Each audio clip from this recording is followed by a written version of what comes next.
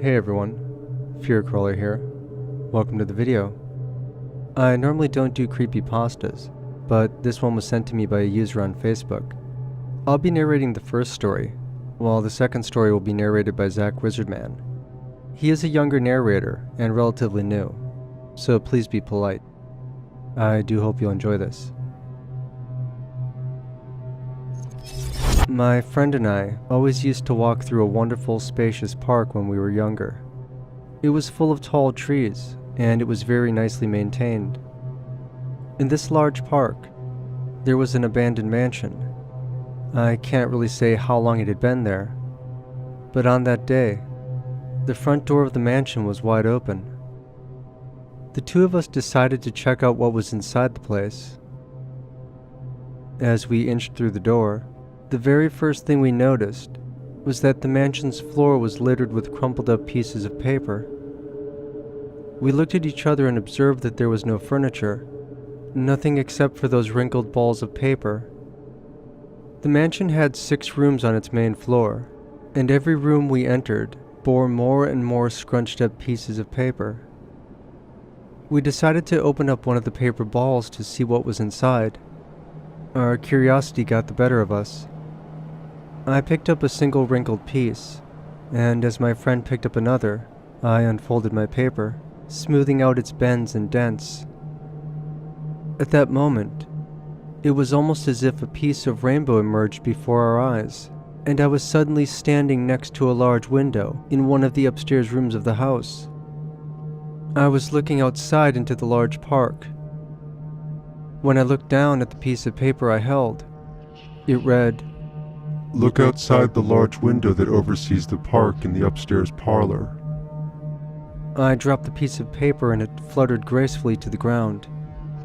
Meanwhile, I stared at my open hands in a bout of horror. Dazed and utterly perplexed, I found my way downstairs and met up with my friend. He was in the kitchen, sitting at a round table that hadn't been there before. Where did that come from? I wondered. My friend stared at his opened paper and reread the words several times before he looked at me and turned the page my way. It said, "Go to the kitchen and sit at the round table." We stared at each other for a few moments, vaguely afraid, but then we began to chuckle. Within seconds we were laughing our heads off, marveling at our newfound game.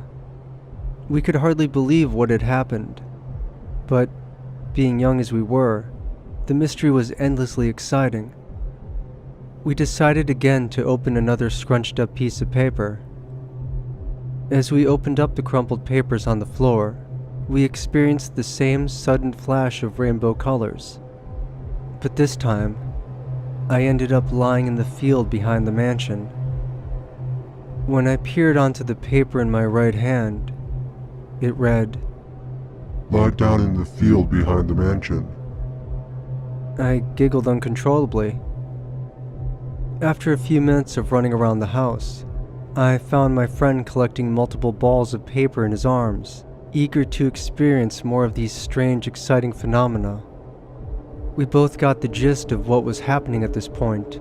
We had no idea as to how it was possible, but we decided to have more fun with it. The supernatural always had a way of captivating our hearts. After a few more run-throughs with these strange mini teleportation devices, I began to feel apprehensive. I wondered if, at one point, I would be placed somewhere I didn't want to be, or I'd be made to do something that I didn't enjoy.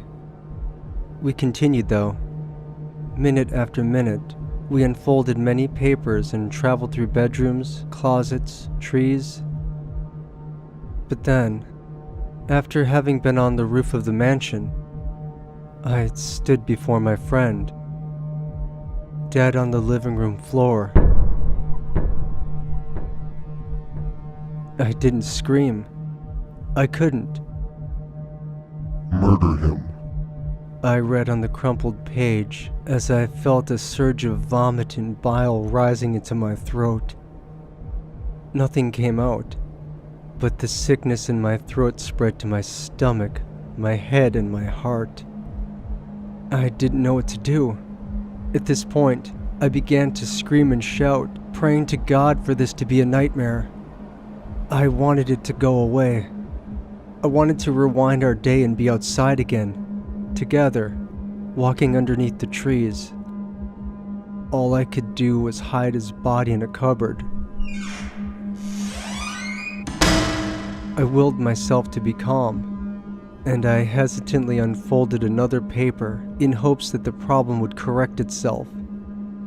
Once again, I saw the colors of the rainbow, and I found myself standing behind a tree several miles away from the house. Within a few instants, I could clearly see the front door. I saw both myself and my friend walk through that door. I began to wonder if I had died, or if I was having an out-of-body experience.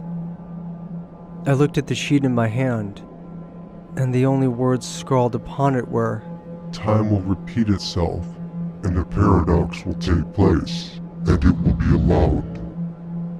That gave me an idea. In my pocket remained the paper that made me kill my friend. Without looking at it, I crumpled it back up. Quietly, I followed my other self, who had separated from my friend as he explored the rooms of the house. As I crept behind him, he turned around very suddenly. Before he could utter a syllable, I forced the paper in front of my eyes, and in a flash of rainbow colors, I was able to kill my other self. The laws of time allowed me to take over my dead self's place in this world, and also because of the fact that it was allowed to happen, as it was written on the second piece of paper that I had on me, which reversed time. It must have control over time and paradoxes, which made me now the new alive and present of my other dead self. I left my limp, bleeding other dead self in a cupboard in the upstairs bathroom to rot. To my great relief, I heard my friend call my name from downstairs. My friend, who managed to stay alive and well. My best friend. When I went downstairs, he greeted me excitedly, smiling childishly, and being blissfully unaware of the situation. I pretended that nothing had happened. In a heartbeat, I told him that the house creeped me out, and that it would be much better if we left. After that day, we never went near the mansion again. I don't know if anyone saw or heard about anything that happened between us, but I recently heard from another friend that the house had been demolished. All I can tell you with great certainty is that while this news was a relief, I dreaded the probable prospect that my corpse was uncovered in the bathroom cabinet.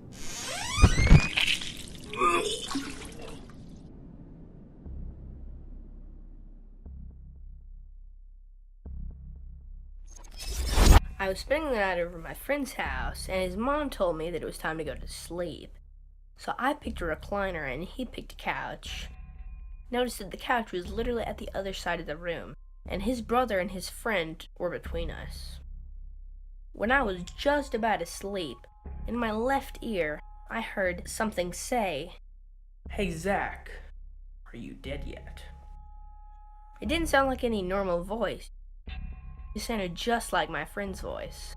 And he and his brother and his brother's friend didn't have the same voice at all.